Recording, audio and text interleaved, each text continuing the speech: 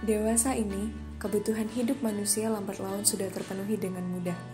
Kebutuhan primer yang semula hanya kita bisa dapatkan dalam dunia nyata, seperti melakukan transaksi pembelian, bertemu dengan pembeli, melakukan transaksi dengan tatap muka maupun berjabat tangan. Namun hal itu kini dapat tergantikan oleh kecanggihan teknologi di genggaman kita. Seakan dunia telah bernegosiasi dengan segala keinginan dan kebutuhan hidup manusia. Wujud dari dunia yang sekarang menguasai hidup kita ternyata bukanlah lagi seperti lautan biru yang tergambar pada peta maupun globe, melainkan pada milenium kotak yang sekarang berada di genggaman kita. Hal ini terjadi apalagi kalau bukan karena internet dan teman-teman sebayanya. E-commerce dan media sosial kini dapat dinikmati dengan mudah oleh semua orang di belahan dunia manapun.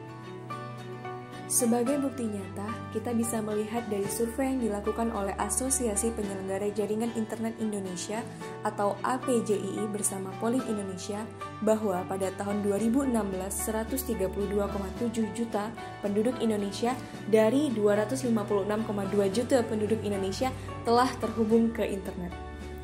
Hal ini mengindikasikan bahwa separuh dari penduduk Indonesia telah bergantung pada internet. Fenomena ini tidak dipungkiri lagi disebabkan oleh sifat dasar manusia itu sendiri. Rasa penasaran dengan hal-hal baru, rasa ingin tahu yang tinggi, dan mencobanya di dalam keseharian.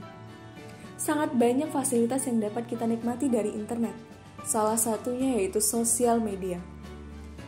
Kita bisa melihat bahwa sosial media berkembang sangat pesat, mulai dari yang hanya bisa mengirimkan teks, foto, dan video. Sekarang manusia bisa dapat menikmati siaran langsung, melihat aktivitas manusia secara langsung.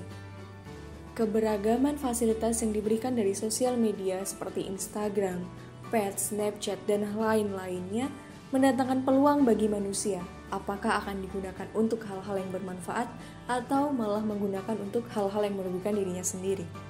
Manusia sebagai pelaku utama dari penikmat sosial media memiliki peran ganda sebagai konsumen sekaligus sebagai produsen. Bagaimana tidak? Teman-teman ingat bahwa pada saat pertama kali teman-teman membuat akun di sosial media, teman-teman menyetujui persyaratan yang dibuat oleh sistem.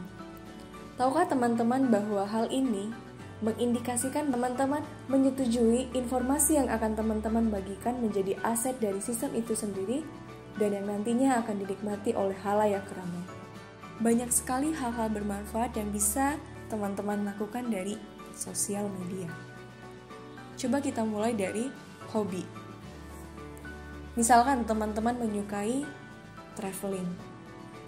Ketika teman-teman pergi ke suatu tempat wisata, mungkin saja tempat wisata itu sudah pernah dikunjungi oleh orang-orang banyak. Namun ada sisi di mana tempat tersebut memiliki kekayaan yang tidak diketahui oleh orang lain. Ketika teman-teman mengekspos ke dalam sosial media teman-teman, hal ini akan menjadi viral dan orang-orang akan tertarik, menjadi terinspirasi untuk mengunjungi tempat tersebut. Selain itu, hal ini juga dapat mendongkrak perekonomian dari masyarakat yang ada di daerah tersebut. Kita tidak tahu bahwa hal yang kita sebarkan ternyata mendatangkan kebermanfaatan pula bagi orang-orang di sekitar kita. Tidak sedikit pula di antaranya memanfaatkan sosial media sebagai ladang penghasil uang. Namun, dari sekian banyak hal-hal bermanfaat yang bisa dilakukan manusia dalam sosial media, ternyata manusia kadang dilema oleh perbuatannya sendiri. Ada juga di antaranya yang menggunakan sosial media untuk hal provokasi, penculikan, bahkan penipuan. Banyak sekali kasus di Indonesia yang berawal dari penyalahgunaan dalam sosial media. Kadang korbannya pun bukan merupakan dari masyarakat biasa, melainkan juga dari public figure yang sudah terkenal di tanah air. Seperti kasus yang menimpa Ruben Onsu, karena foto anaknya dijadikan bahan oleh orang lain untuk penjualan anak di sosial medianya. Atau kasus yang menimpa warga Brebes yang disiksa secara tidak wajar hanya karena penyebaran berita yang belum tentu kebenarannya atau yang biasa orang sebut dengan berita hoaks. Karena ramainya fenomena negatif di sekitar kita, Hal ini memancing keprihatinan dari mahasiswa Ilmu Komunikasi Internasional semester 3 dari Universitas Muhammadiyah Surakarta untuk menggalakkan kampanye bagaimana menggunakan sosial media dengan bijak di tengah-tengah arus modernisasi yang sekilat mungkin manusia bisa menyebarkan informasi dengan mudah.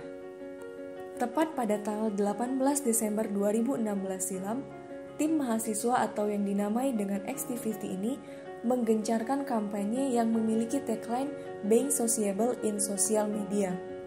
Kampanye yang bertemakan literasi media ini bertujuan untuk memberikan informasi kepada mahasiswa dan masyarakat umum untuk mengetahui bagaimana caranya bersosial media dengan baik. Ini berkaitan dengan literasi media, yang dimana literasi media itu sendiri adalah kemampuan untuk memahami dan memanfaatkan sosial media dengan bijak, seperti yang dilansir dari Wikipedia. Literasi media itu adalah kemampuan untuk memahami, menganalisis, dan merekonstruksi pencitraan yang diciptakan oleh media. Kemampuan ini dilakukan agar pemirsa sebagai konsumen dari media mengetahui bagaimana cara media dikonstruksi dan diakses. Bentuk kampanye yang dilakukan pun memanfaatkan sosial media Instagram sebagai ruang promosi dan penyebaran informasi seputar kegiatan kami sendiri. Selain itu, kampanye ini juga memanfaatkan area Car Free Day Solo sebagai pameran informasi. Pameran informasi ini berisi informasi mengenai kasus-kasus di mana orang yang tidak bijak menggunakan sosial media dan kasus-kasus yang di mana orang-orang memanfaatkan sosial media dengan bijak. Harapan yang sangat besar dari dilaksanakannya kampanye ini agar masyarakat menjadi sadar dan bijak dalam menggunakan sosial media.